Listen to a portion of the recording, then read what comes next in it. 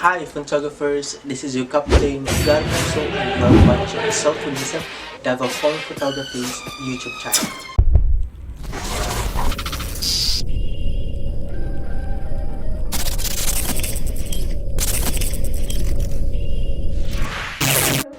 Last week natin mga ibang save na photo sa group and as promised, today we will be talking about ang pinaka dali malimtan na basic editing.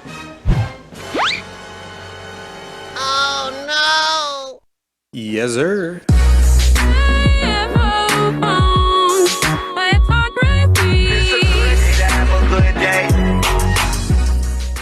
Question.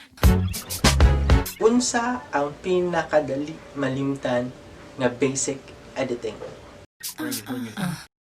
Tubag, alignment. Spell pa na ako, A-L-I-G-N-M-E-N-T. Alignment. Yes. So, ang common denominator sa atong mga photos na saved last week is dili pantay ang mga linya. Oh no! It's either hiwi, baliko, o hiwi, jud siya. And to show you kung saan siya pag-identify nga hiwi, nga baliko, aside from pagtanaw sa photo, we will be using Lightroom and Pixel.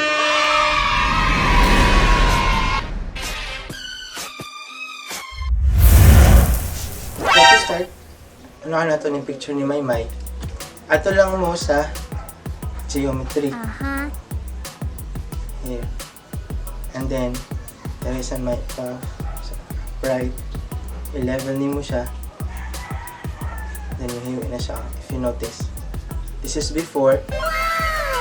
And after, correct na siya. Nalinya na siya. Kung gusto gud mo siya nga mas flat pa or ma-level pa gud iyang lines, imo siyang i-auto.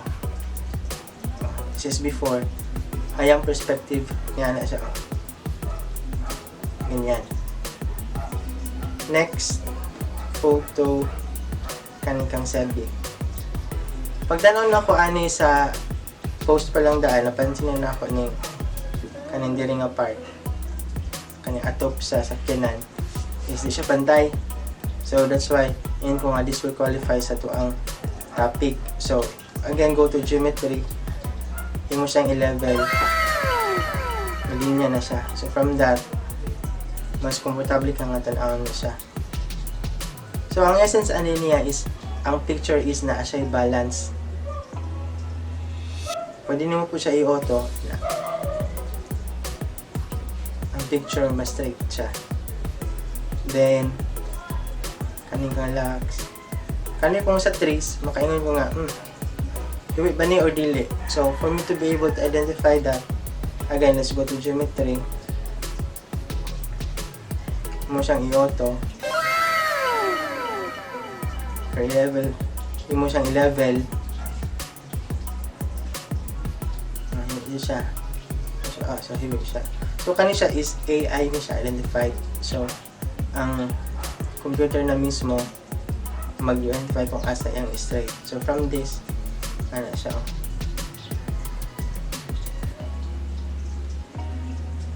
kaning kung jut-jut kaingon ko nga pagtanaw na ko ani kaning linyahan ni murag hiwi siya. So for me to be able to verify that kuha siyang i-level then tama jud ako kuan out hiwi na siya. Pwede mo siya i-auto. Perspective niya na tanawa ni bantayan eh. I-straight yun niya. Diba? So mas nahap siya sa tanaw, na flat siya tanaw aside ani ngang naa siya kanang pataas mga perspective, diba? May lahanin mo nga sa baba siya gi-shoot. So pag inganan na mura siya eye level na. Okay. Same with this picture. Ako ang napansin ani is kanina din nga side. Siya pantay. Let's go to level. na siya. Tapos ang yung horizon, yung horizon niya dire pantay na pod. Kung i-level po, mo yun na siyang i-auto, yun na siya. Mas ma-flat. Ang mga lines, mas ma-fix siya. Okay. Kanikang Ryan, kung napansin is kaning building. Kani. Let's see kung tama ko. Level. Tama dyan. Nag-move ang linya. Kung i-auto mo siya.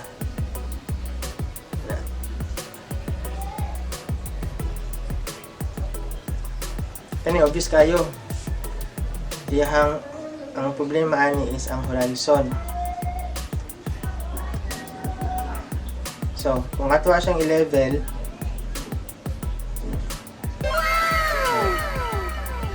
before yung na karon ang yung horizon na pantay na, diba? Kung ato po siyang i-photo, wala na. So, ang iyang i-fix is katulang iwi siya ng horizon. So, nga nung importante kayo na it's because nako siya impacted ang balance sa picture. Nindot siya ngayon ana, pero mas nindot siya nga na straight. Same with this. Again, ang iyang problema is ang horizon pod. Level natin. Diba? Nindot man siya nga picture ng inana, mas ninindot siya manapantay ang horizon. Kani, if you can guess, or if you notice na ang hiwian is kaning building, or kaning bell tower, yung horizon, dira, ang horizon dira. Kani dira nga horizon. So, level. I-fix na siya nga inana. So, kung i-auto nimo, so, saan nimo siya pag-fix? Kung inana, iya siya. Siyempre, kailangan nimo siya i-crop na lang. Kaya hiwi man yun siya.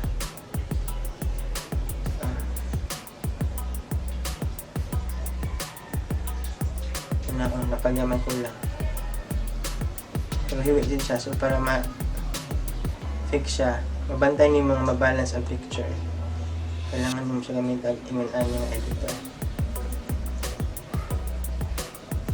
Kanipod, same with the others, ang problema niya is ang horizon. Hindi mo siyang i-auto, diretso, wala. Pag ingin siya level, wala. So kani, ang problema niya is dili siya ma-identify sa AI nga hiwi. Kaya marag okay lang day. Ang background is dili. But then kung ikaw magtan-aw na naanad na ka sa mga linear nga kanang balance, makaingon ka hiwi man yun, di ko komportable. So for you to be able to do that, ang himuon nimo is i-crop na lang nimo siya. Tapos ikaw na mismo matuyok. O diba, straight na. From this, ayun na siya ngayon ana. So, night times nga, ang mga linya dili ma-identify sa Lightroom, dili siya malihok if ever man imo ka siyang i-level. Pero kung di ka komportable, pwede nimo siya gamitan atong crop. Next. Kaning kong lens. Ang problema na ako nakita is kani dire, medyo hiwi siya. Let's see. Pantay siya dire. Kung i-level nimo, ano po siya pantay. So from that, straight na siya. Okay?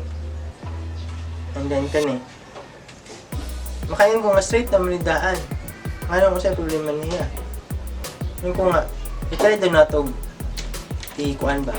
Kung sa himon sa AI. Murag itas lang nato ba? Kita dili. Test lang nato. So, level nimo. okay na. I-auto nimo, wala siya nilihok. Before, after. So, kung siya nilihok, pero na siya lihok gamay. So, satisfying na siya. Pero pag AI na to, wala pa siya ilihok. So, most of the time, natin makaingan nga, ay, straight naman is okay na. But then, also good to siya nga, i-double check na to din nga feature sa app para at least mag-verify na to kung okay na ba siya o dili sa AI ni siya nga perspective. Kani, building. Ako nakita is kanina nga side. Ano na to, kung tama ba? Level.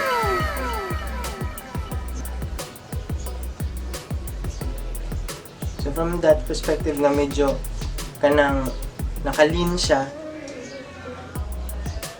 iya siyang gi-flat. O diba? Tanawa ko siya nahitabo sa kaning watermark.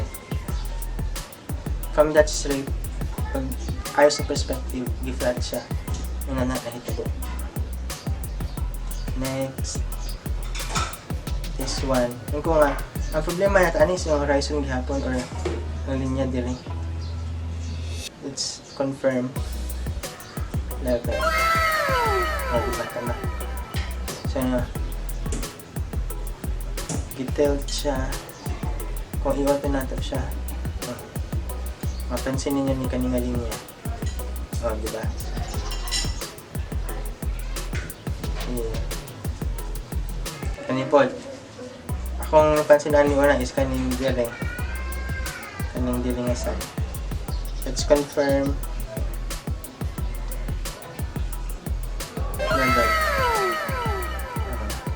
Diba? From this, pinaikat sa ilalom, ana siya. Kung i-auto na to, wala na. So, katulad niya na fix. O, diba? So, much better siya. First picture, yung ani, pag fix na to sa yung linear alignment, mas di better, diba? Kani, abuse kayo ni. Wala ba ni problema? Let's double check. Level. Wala. Ito. Ang kani siya, sa level, wala siya problema. Ang iyahang defects gapon po, ang iyahang tilt po sa perspective. So, medyo tuko man siya, ihasang gipahangad. If notice po nga mas nahinlo ang picture kay nawala ni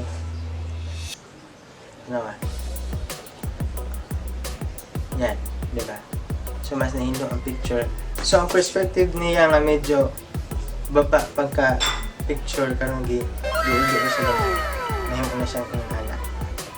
Okay? And then, natin pahabol asa tong kanyang jet na. Kaya siya leading lines. Kaya na. So, pero mas nilitanig na siya human element. But looking on sa linear alignment, tanaw na to kung okay ba. Kung i-level na to, ano siya? Is na ha. Kung i-auto na to siya,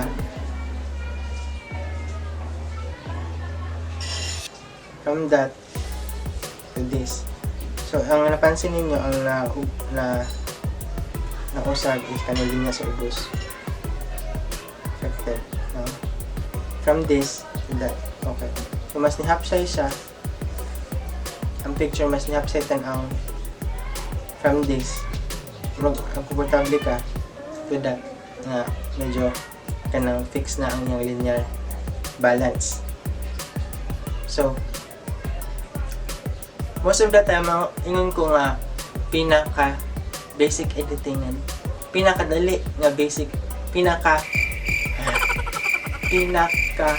malingtan nga basic editing is ang linear balance. So, importante siya guys kay it will give you the audience na komportable sila mo tanaw sa inyong picture. Kung mag-edit ko guys, ang ako yung ginauna is kanang linear balance niya before na ko siya fix ang color, ang adjustment. So, ang una na akong gina-adjust is yung linear adjustment. Good. Pero, kung gusto ka mag-showcase of movement sa imong picture, like ka ng obviously kayo ng movement, that's the best time nga magamit ka sa mga hiwi nga linya. So, ang mga hiwi nga linya mostly nag-showcase siya og movement. So, if you want to showcase movement sa imong photos, that's the best time to use them.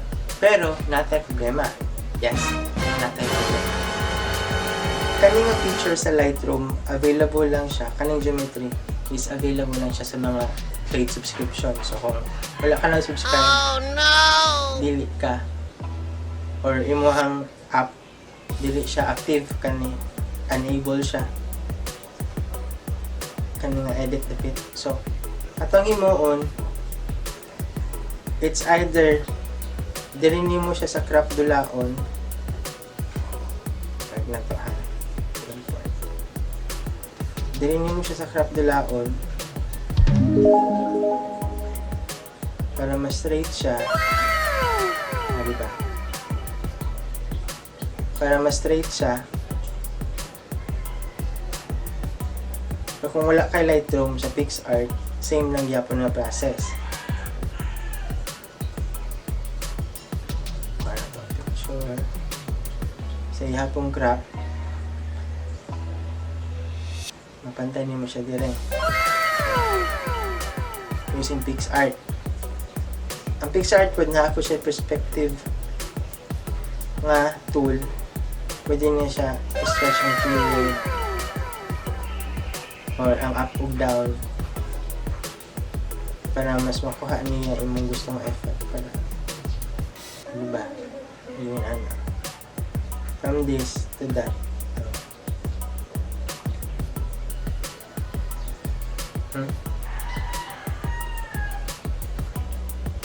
Huwi kana na straight.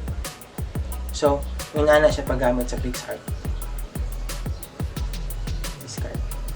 Okay. So, that would be